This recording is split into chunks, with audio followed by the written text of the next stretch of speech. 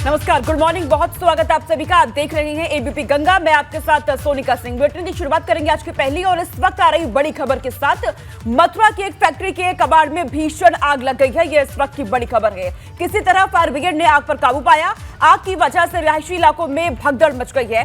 गोविंद नगर इलाके के फैक्ट्री में ये आग लगी है और आग इतने भीषण लगी है कि पूरी फैक्ट्री को अपनी चपेट में ले लिया। इसकी तस्वीरें भी सामने आई है। देखते देखते पूरे फैक्ट्री में आग का ये गुबार। किसी तरह से फायर ब्रिगेड ने आग पर काबू पाया और इस आग की वजह से रिहायशी इलाकों में भगदड़ भी मच गई है। लोगों में भगदड़ मची। अंदर जो लोग काम कर रहे थे फैक्ट्री में, उनमें भी देखी गई भगदड़ मच गई।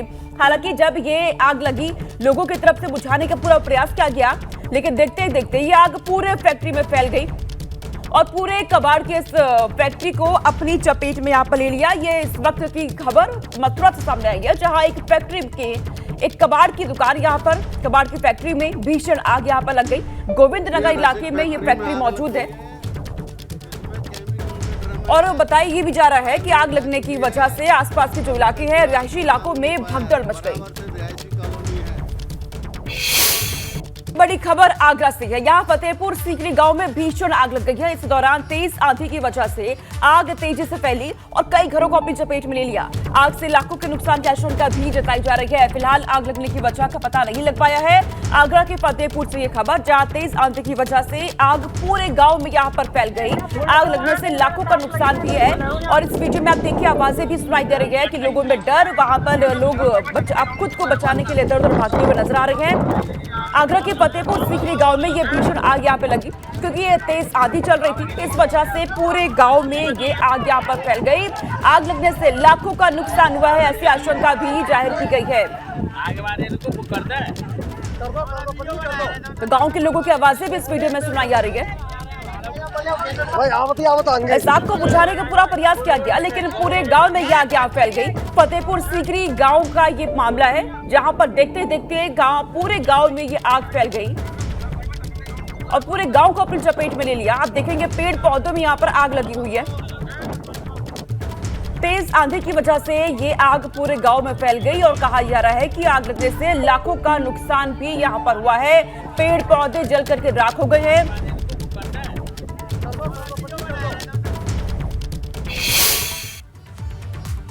वहीं कानपुर से धू-धू कर बाइक जलने का एक वीडियो सामने आया है। बताया जा रहा है कि शख्स ने खुद ही अपनी बाइक को आग के हवाले कर दिया।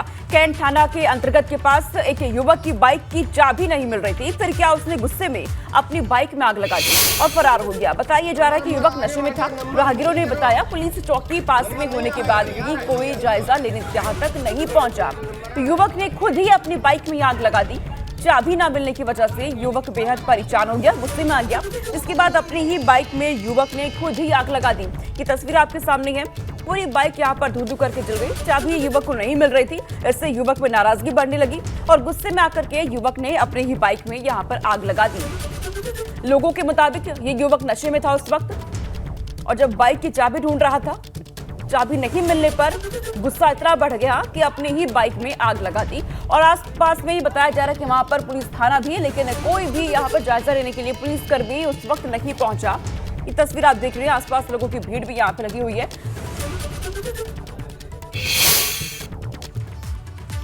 कासगंज में पालतू कुत्ते के हमले में एक युवक जख्मी हो गया। घटना का सीसीटीवी फुटेज भी सामने आया है, जिसमें कुत्ते का मालिक युवक को काट रहे डॉगी को रोकने की कोशिश कर रहा है। इधर पीड़ित युवक का कहना है कि जानबूझकर कुत्ते के मालिक ने उस पर हमला करवाया है। पीड़ित ने थाने में शिकायत इसकी दे दी है। ये इसके सीसीटीवी फुटेज भी सामने आए हैं, जहां पे ये देखा जा रहा है कि किस तरीके से एक कुत्ते ने हमला यहां पर कर दिया युवक पर। हालांकि युवक का यह कहना है कि जानबूझकर कुत्ते के मालिक ने यह हमला यहां पर करवाया है और इसको लेकर के पीड़ित की तरफ से थाने में शिकायत भी यहां पर दे दी गई है।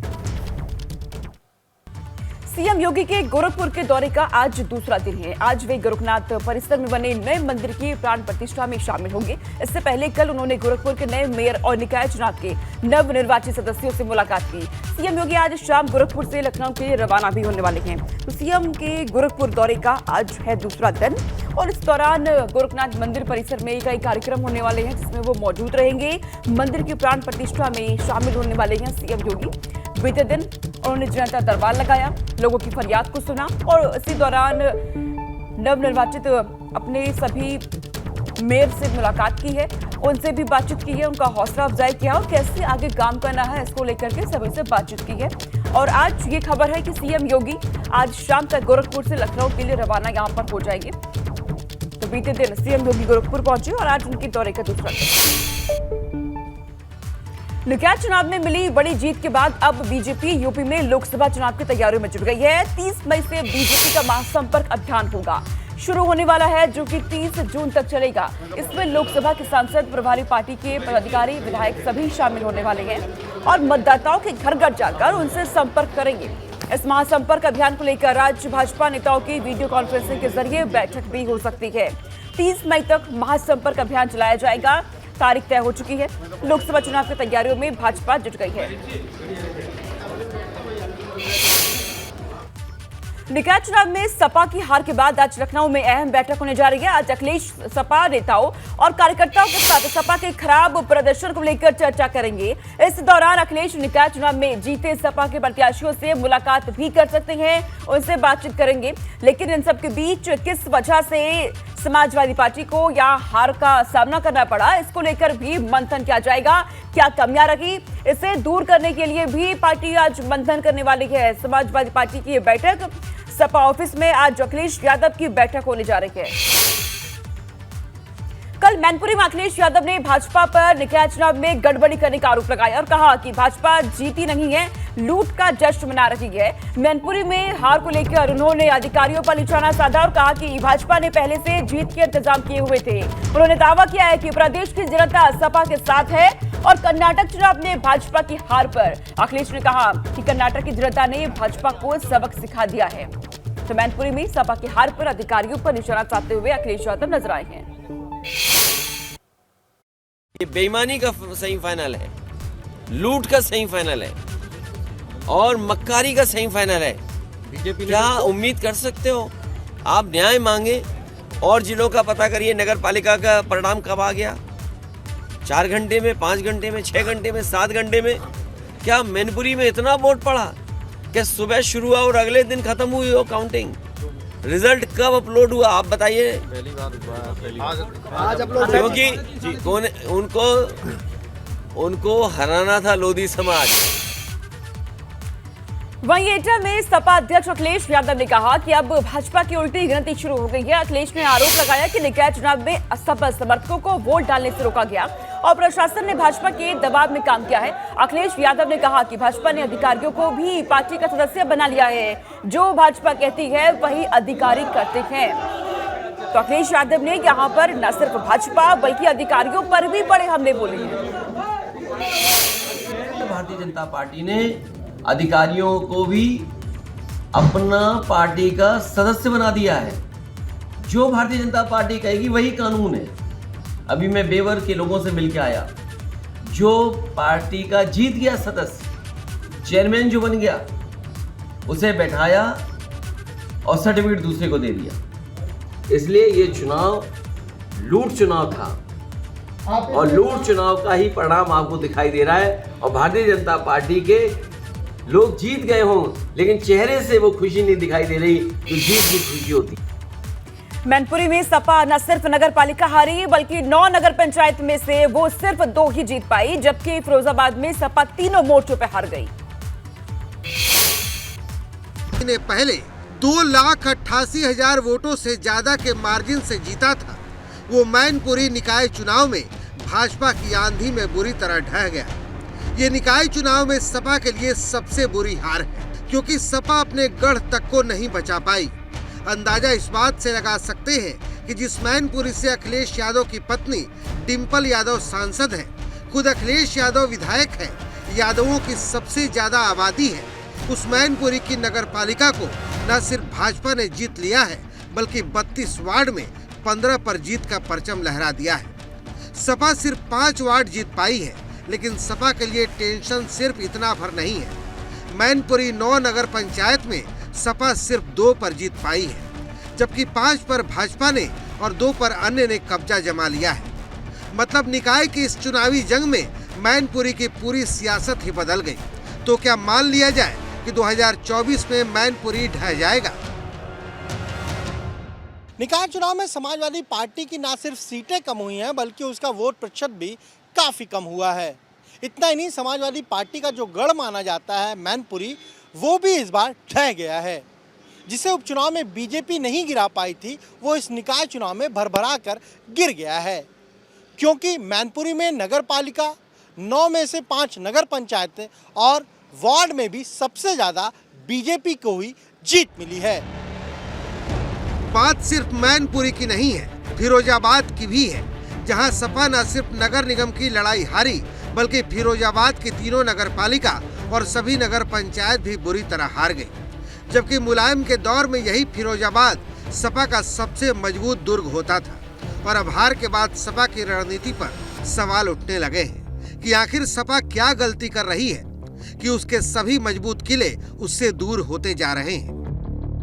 समाजवादी पार्टी का जनपद फरीदाबाद में पूरा सफाया हो गया है और इसके लिए जिम्मेदार कोई है तो प्रोफेसर रामकांत, समाजवादी पार्टी का राष्ट्रीय महासचिव, उसका लड़का है और इन्होंने इस जिले को बर्बाद कर दिया। इस जिले में कब्जा करना चाहते हैं, यहाँ व्यापार बढ़ा रहे हैं, राजनीति नहीं कर रहे हैं, लोगों का उत्पीड़न शोषण करते हैं और जनता की लूट करते हैं। सपा का प्रदर्शन इतना लचर रहा कि 9 नगर निगम में उसके प्रत्याशी की जमानत तक जब्त हो गई और मुस्लिम बाहुल्य इलाकों में उसका MOI समीकरण बुरी तरह धराशायी हो गया। मुस्लिमों ने सपा की जगह कांग्रेस, बसपा और AIMIM को प्राथमिकता दी। अब मुस्लिम मोर्चे पर खिसकता जनाधार सपा की टेंशन बढ़ा रहा है। इस निकाय चुनाव में समाजवादी पार्टी का MY समीकरण भी टूटता नजर आया। जिस MY फॉर्मूले के सहारे समाजवादी पार्टी ने 2022 के विधानसभा चुनाव में 111 सीटें जीती थी, वो इस निकाय चुनाव तक आते आते कहीं बिखरता नजर आया। क्योंकि कई जगहों पर, चाहे नगर निगम हो, नगर पालिका हो, नगर पंचायत हो, मुस्लिम वोटर्स ने समाजवादी पार्टी की बजाय कांग्रेस, बहुजन समाज पार्टी या फिर AIMIM के उम्मीदवारों को पसंद किया है। और ये 2024 के लोकसभा चुनाव से पहले कहीं न कहीं समाजवादी पार्टी के लिए एक बड़ा संदेश है। लेकिन बड़ा सवाल ये है कि क्या अखिलेश अपनी पुरानी गलतियों से सीख लेंगे, क्योंकि वो हार का मंथन करने की जगह कर्नाटक में कांग्रेस की मिली जीत में अपनी जीत देख रहे हैं। नकारात्मक थी, नफरत भरी थी, भेदभाव की थी, झूठे प्रचार की थी, वो कर्नाटक के मतदाताओं ने खत्म कर दी। और ये भारतीय जनता पार्टी के लिए उल्टी गिनती की शुरुआत है। मतलब एकदम सीधा है। अखिलेश यादव के सामने निकाय चुनाव की हार ने एक साथ कई सवाल खड़े कर दिए हैं और सबसे बड़ा सवाल ये कि क्या कभी अखिलेश भाजपा को हरा पाएंगे। Bureau report, ABP Ganga. इस निकाय चुनाव में भाजपा के बाद अगर किसी का जादू चला है तो वो है शिवपाल यादव, जिन्होंने ऐसा चक्रव्यूह बनाया कि भाजपा भेद नहीं पाई। इटावा में शिवपाल ने ऐसी रणनीति बनाई कि सपा ने तीनों नगर पालिका जीत ली। लेकिन बड़ा सवाल ये है कि क्या अब अखिलेश शिवपाल को फ्री हैंड देंगे।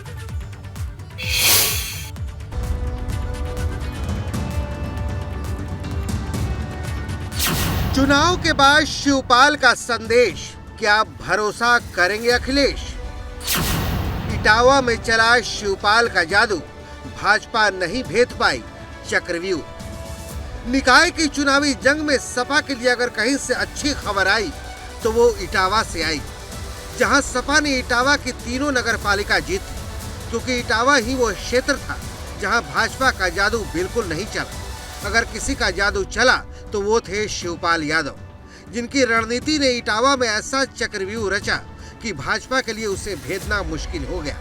यहाँ पर सभी समाजवादी पार्टी के कार्यकर्ता लगे रहे और सभी की सब नगर पालिका की सभी सीटें यहाँ पर समाजवादी पार्टी ने जीत हासिल कर ली है। समाजवादी पार्टी ने देखिए बड़ी टक्कर दी है भारतीय जनता पार्टी को और आगे हम इसकी समीक्षा करेंगे और समीक्षा में जो भी कमजोरियां थीं उसे दूर करेंगे। लेकिन बड़ा सवाल ये कि क्या अखिलेश यादव शिवपाल यादव का सही से इस्तेमाल नहीं कर पाए, क्योंकि शिवपाल ने जहां जहां जिम्मेदारी संभाली वहां वहां साइकिल खूब तेजी से दौड़ी। लेकिन अगर शिवपाल को अखिलेश फ्री हैंड देते और सिर्फ इटावा तक सीमित नहीं रखते तो सपा के लिए नतीजे और बेहतर हो सकते थे, क्योंकि यही शिवपाल थे जिन्होंने मैनपुरी लोकसभा के उपचुनाव में पूरी बाजी सपा की तरफ झुका दी थी। लेकिन अब सवाल ये है कि क्या निकाय चुनाव में मिली हार के बाद अखिलेश शिवपाल का सही इस्तेमाल करेंगे, क्योंकि अब 2024 के लोकसभा चुनाव में सिर्फ 1 साल का वक्त बचा है। और बड़ी बात यह है कि जब मुलायम सिंह यादव सपा के सर्वे सर्वा होते थे तब शिवपाल ही नंबर 2 पर हुआ करते थे, जो पूरी रणनीति खुद बनाते थे। लेकिन अखिलेश के दौर में ऐसा नहीं है, जबकि जानकार बताते हैं कि शिवपाल की राजनीति का तरीका बिल्कुल मुलायम सिंह से मिलता है। शिवपाल सपा में उन चुनिंदा नेताओं में से एक है जो अपने कार्यकर्ताओं को उनके नाम से जानते हैं। इतना ही नहीं, हर बूथ स्तर पर भी उनकी मजबूत पकड़ है। लेकिन अखिलेश निकाय चुनाव में शिवपाल की इस काबिलियत का फायदा उठाने से बुरी तरह चूक गए। Bureau report, ABP Ganga. और इस बीच खबर सामने आ रही है, कानपुर सपा को करारी हार पर आज सपा विधायक समेत जिले के नेता मंथन करने वाले हैं। दरअसल कानपुर में लाख कोशिशों के बावजूद सपा को हार मिली है। अखिलेश यादव, डिंपल ने रोड शो किया, प्रचार किया, शिवपाल ने पूरी ताकत यहां पर लगा दी, लेकिन सपा महापौर की सीट पर कब्जा नहीं कर पाई। वहीं समाजवादी पार्टी विधायक अपने वार्डों के पार्षदों को जिताने में नाकाम रह गए। महापौर प्रत्याशी काफी बड़े अंतर से हार का मुंह देखना पड़ा है। इधर सपा विधायक मोहम्मद हसन रूमी और अमिताभ वाजपेयी अपने वार्ड के पार्षदों तक को भी नहीं जिता पाए। वहीं सपा जिलाध्यक्ष के भाई भी चुनाव हार गए। ऐसे में इस हार को लेकर के अब मंथन होने जा रहा है। विधायकों के गढ़ में ही सपा के पार्षद प्रत्याशी जो कि हार गए, अब इस हार को लेकर के सपा मंथन करने जा रही है। तमाम विधायकों के साथ, पदाधिकारियों के साथ बैठक होगी। निकाय चुनाव के नतीजों के बाद अब यूपी में कांग्रेस में आत्ममंथन का दौर शुरू हो गया है। प्रदेश अध्यक्ष बृजलाल खाबरी, प्रांतीय अध्यक्ष निकुल दुबे समेत तमाम बड़े नेता अपने क्षेत्र के प्रत्याशियों को भी नहीं जिता पाएंगे। महापौर की लड़ाई में भी कांग्रेस कहीं तीसरे तो कहीं चौथे तो कहीं 5वें स्थान पर रही है। पार्टी की हार की समीक्षा करते हुए प्रदेश अध्यक्ष रिपोर्ट तैयार कर रही है। रिपोर्ट में पार्टी के संगठन का ना होना और अंतर कलह का भी जिक्र होगा। इस रिपोर्ट के आधार पर आलाकमान यूपी कांग्रेस में बड़े बदलाव कर सकते हैं।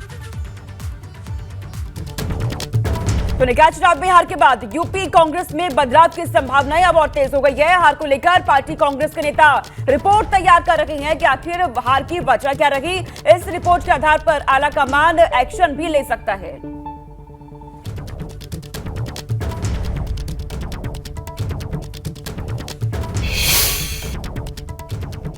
तो इस बार कांग्रेस ने भले ही निगम की एक भी सीट ना जीती हो, लेकिन 4 सीट ऐसी थी जहां कांग्रेस ने सपा और बसपा से ज्यादा वोट हासिल कर लिए हैं। अब कांग्रेस का यही प्रदर्शन सपा और बसपा की टेंशन बढ़ा रहा है, क्योंकि मुस्लिम वोटर का रुझान सपा से हटकर कांग्रेस की तरफ दिखाई दिया है।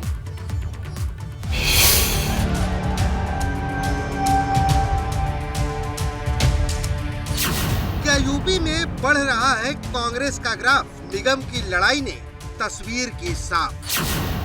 झाड़ू ने दिखाया दम, ना समझे कोई कम। निकाय के चुनावी संग्राम में भाजपा ने जीत का पताका फहरा दिया है, लेकिन निगम की लड़ाई में भाजपा के बाद अगर किसी की सबसे ज्यादा चर्चा है तो वो है कांग्रेस, जिसके लिए 13 मई का दिन सिर्फ कर्नाटक में जीत का संदेश लेकर नहीं आया, बल्कि यूपी में भी उसके लिए नई संभावनाएं जगा गया। क्योंकि नगर निगम की कई सीटें ऐसी रही जहां कांग्रेस ने सपा और बसपा को पीछे छोड़ दिया, क्योंकि मुरादाबाद, शाहजहांपुर, झांसी और मथुरा में कांग्रेस नंबर 2 पर रही, जबकि कानपुर में वो तीसरे नंबर पर रही। ये आंकड़े कांग्रेस के लिए बड़ी उम्मीद जगाने वाले हैं, क्योंकि जो कांग्रेस 2019 के लोकसभा चुनाव में रायबरेली की सीट बड़ी मुश्किल से जीत पाई थी, जो कांग्रेस 2022 के विधानसभा चुनाव में सिर्फ 2 विधायक बना पाई थी, वो कांग्रेस अगर मेयर की लड़ाई में 4 सीट पर नंबर 2 पर आए और मुरादाबाद की लड़ाई सिर्फ 3,500 के मार्जिन से हार जाए तो सवाल बड़े हो जाते हैं कि क्या यूपी में कांग्रेस के लिए सियासी घटनाक्रम बदल रहा है, क्योंकि मुस्लिम वोट का झुकाव यूपी में लंबे समय के बाद कांग्रेस की तरफ दिख रहा है। यूपी निकाय चुनाव में 17 नगर निगम में भले ही कांग्रेस अपना कोई मेयर न बना पाई हो, लेकिन कई सीटें ऐसी हैं कि जहां पर कांग्रेस का प्रदर्शन बसपा और सपा से अच्छा रहा। यानी सपा और बसपा से कई सीटों पर कांग्रेस ज्यादा वोट पाने में कामयाब रही। इससे साफ हो जाता है कि कांग्रेस को यूपी में अभी और मेहनत करने की जरूरत है और यदि ये मेहनत की गई तो 2024 में कांग्रेस के लिए अच्छे संकेत मिल सकते हैं। कांग्रेस के बाद यूपी में अगर किसी पार्टी के लिए नई उम्मीद जगी है तो वो है आम आदमी पार्टी, जिसने न सिर्फ अपनी जीत का प्रतिशत बढ़ाया है बल्कि अपने वोट प्रतिशत में भी इजाफा कर लिया है। इसे इस आंकड़े से समझ सकते हैं कि आम आदमी पार्टी ने 3 नगरपालिका और 6 नगर पंचायत अध्यक्ष को जीत लिया है। यूपी निकाय चुनाव की रणभूमि में आम आदमी पार्टी जिस उम्मीद को लेकर मैदान में उतरी थी, वो उम्मीद आम आदमी पार्टी की भले ही पूरी नहीं हुई, लेकिन कई सीटें ऐसी हैं कि जहां पर आम आदमी पार्टी का खाता खुल गया। इससे साफ हो जाता है कि आम आदमी पार्टी धीरे धीरे पैठ बनाती नजर आ रही है और यदि इसी तरीके से काम किया गया तो उसके लिए भी उम्मीदों के नए द्वार खुल सकते हैं। हालांकि मेरठ सहित कई नगर निगम में आम आदमी पार्टी ने ये नारा दिया था कि हाउस टैक्स हाफ और वाटर टैक्स माफ, लेकिन ये नारा जनता को रास नहीं आया। अब सवाल ये है कि क्या यूपी में सपा और बसपा का जनाधार खिसक रहा है और आम आदमी पार्टी और AIM-IM जैसे दलों का वोट बढ़ रहा है? क्योंकि जिस तरह से सपा लगातार चुनाव हार रही है और बसपा फाइट में कहीं नजर नहीं आ रही है, उससे कई सवाल खड़े हो गए हैं। Bureau report, ABP Ganga. रुक करते हैं इस वक्त आ रही खबर का। केदारनाथ धाम में एक बार फिर से बर्फबारी शुरू हो गई है। लगातार मौसम खराब रहने से केदारनाथ धाम की यात्रा प्रभावित हो रही है, जिसकी वजह से धाम में पहुंचने वाले श्रद्धालुओं की संख्या लगातार कम होती जा रही है। मई महीने में 14 दिन हो चुके हैं, लेकिन धाम में बर्फबारी का दौर जारी है। आज भी केदारनाथ धाम में बारिश के साथ ही बर्फबारी की चेतावनी मौसम विभाग की तरफ से जारी की गई है। ये तस्वीरें आप देख रहे हैं, लगातार बर्फबारी केदारनाथ धाम में, और इस वजह से श्रद्धालुओं की संख्या भी अब कहीं ना कहीं घटने लगी है। बर्फबारी की वजह से केदारनाथ धाम की यात्रा प्रभावित हो रही है। पिछले 14 दिनों से ऐसी ही तस्वीर सामने आ रही है। मई के महीने में अब तक लगातार बर्फबारी यहां पर देखी जा रही है और इसने प्रशासन की भी चिंता बढ़ा दी है।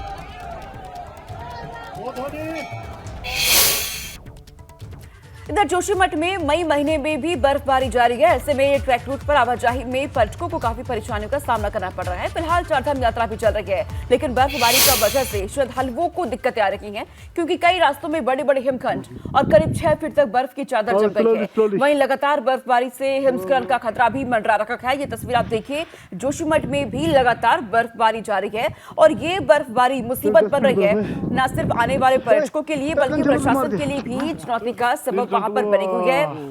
लगातार वहां से बर्फ हटाने का काम जारी है। 6 फीट तक मोटी बर्फ की परत आप देखेंगे जमी हुई है। आवाजाही में दिक्कतें हो रही हैं।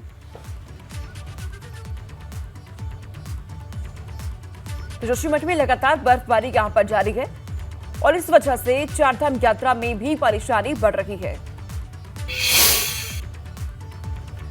20 मई से हेमकुंड साहिब की यात्रा शुरू होने जा रही है, मगर हेमकुंड साहिब में अभी भी काफी बर्फ जमी हुई है। चमोली के DM खुद हेमकुंड साहिब पहुंचे, तैयारियों का निरीक्षण उनकी तरफ से किया गया है।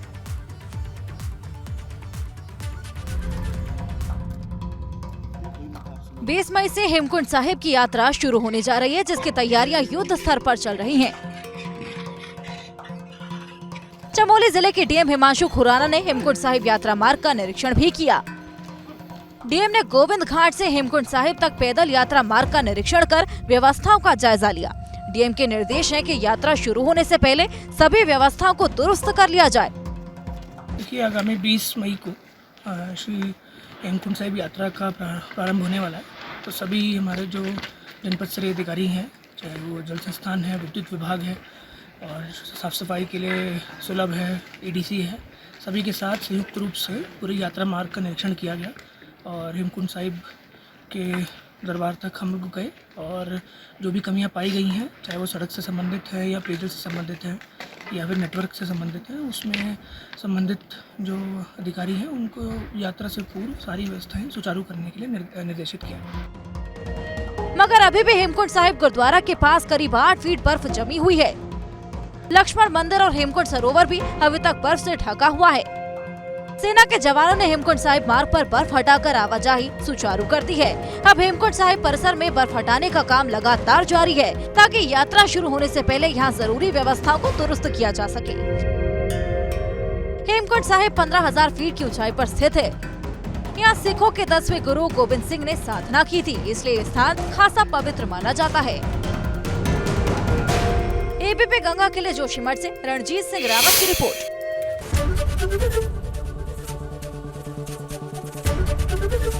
एबीपी गंगा, खबर आपकी, जुबान आपकी।